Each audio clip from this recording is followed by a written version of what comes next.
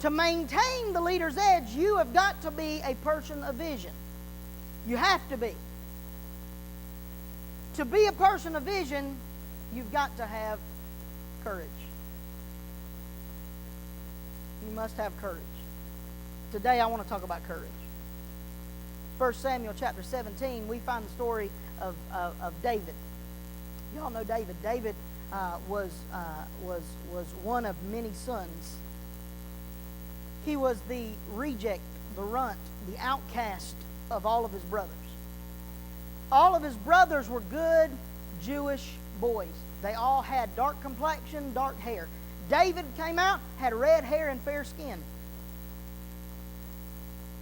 There was question as to David's origin. In sin, my mother conceived me. All right? So he became the outcast to his family. So much so that his brothers are all enjoying their inheritance, they're enjoying their stuff, and they take David and send him out to tend sheep. They treat him like a hired servant. The prophet comes in, he's going to, God sent me to anoint the next king. He's coming out of your household. What does the dad do? He brings in every son but David. All of his sons go through the line. Every one of them steps in front of the prophet, and the prophet goes, no, not you.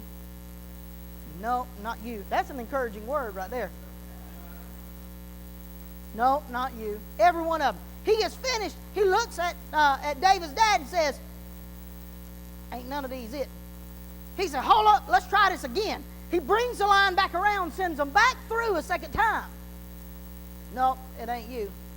No, it ain't you. He finally looks over. He said, ain't none of these cutting it. You sure?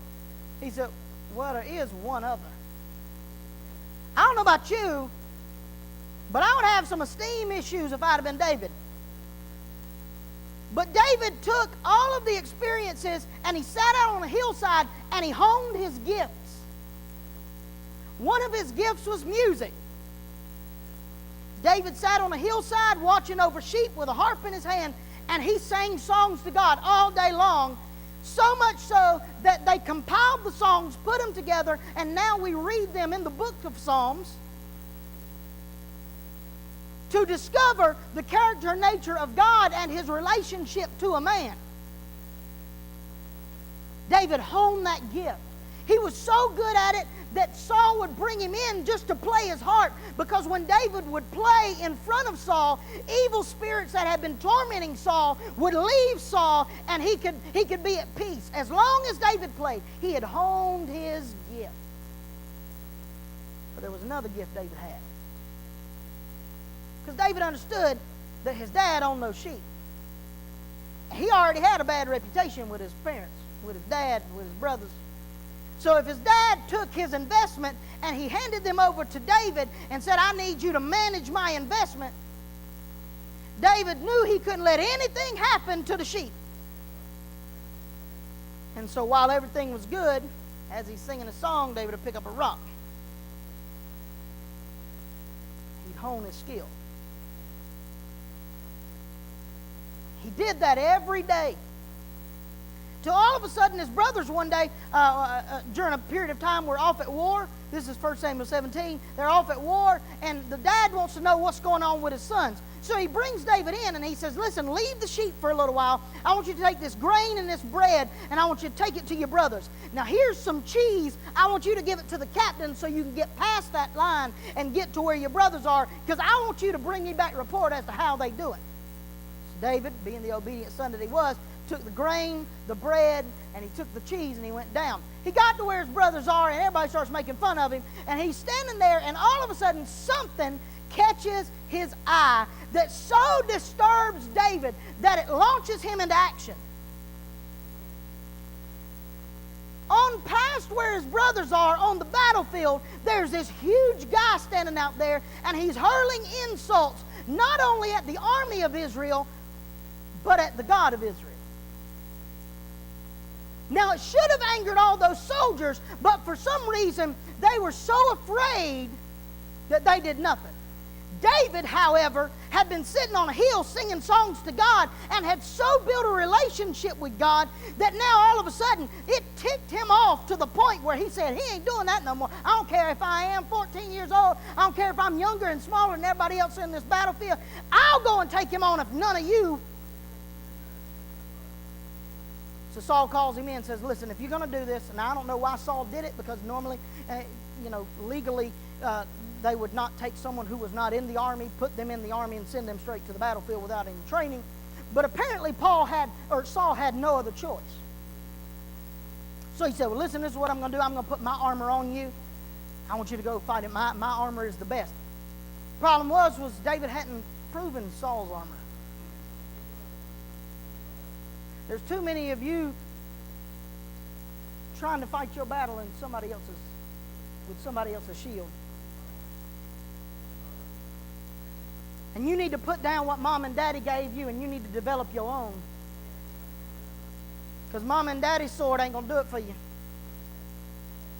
Grandpa's shield might have been good for Grandpa, but it ain't doing nothing for you. And so David said, no, I can't take that. I can't do it. Let me just use what I'm gifted in. Saul says, go ahead. So David starts walking back towards the battlefield, comes up to a brook, bends down, carefully chooses 5 smooth stones. There's a lot of sermons in preach on 5 smooth stones. Everything about what 5 smooth stones, they 5, this, they 5 that, they represent this, they represent that. I don't know what they represent. I'm just going to be honest with you, they were rocks. Okay? I'm not going to try to be deep on this. All I know is he took and carefully chose. See, most of us would imagine a young, immature David running and just reaching out and grabbing rocks to sling. But he stopped and took his time and chose each one carefully. David walked past the army of Israel and onto the battlefield, at which time his enemy began to hurl insults at him. Taken in today's modern language, he said, you got to be kidding. You just sent a kid out to fight me? Seriously?